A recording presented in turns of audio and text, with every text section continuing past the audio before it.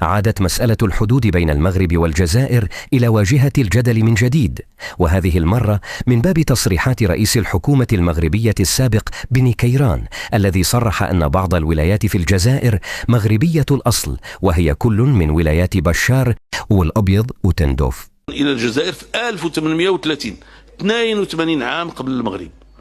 إذا كانوا على حدودنا وما قدوش يدخلوا الحدود ديالنا الا في بعض يعني المناطق، وهي هذيك المناطق راه بعضها ما يزالون موضوع خلاف بيننا وبين الجزائريين، لان ديالنا هذيك توات وتندوف وحسي بيضاء وحسي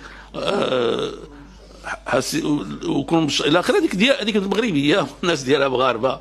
ويعود الخلاف إلى فترة الاستعمار الفرنسي الذي أعاد وفق المغرب رسم الحدود، وتستند المملكة في مطالبها على هذه المناطق.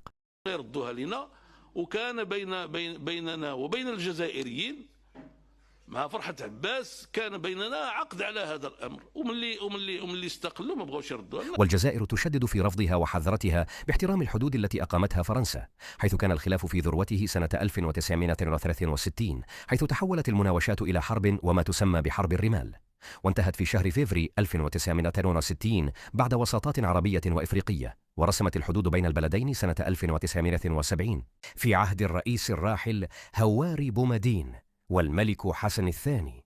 ولكن لا تزال المناوشات مستمرة إلى يومنا هذا، والتنافس على التسلح، وحالة الاستنفار في الجزائر قسوة على الحدود مع المغرب أصبحت دائمة.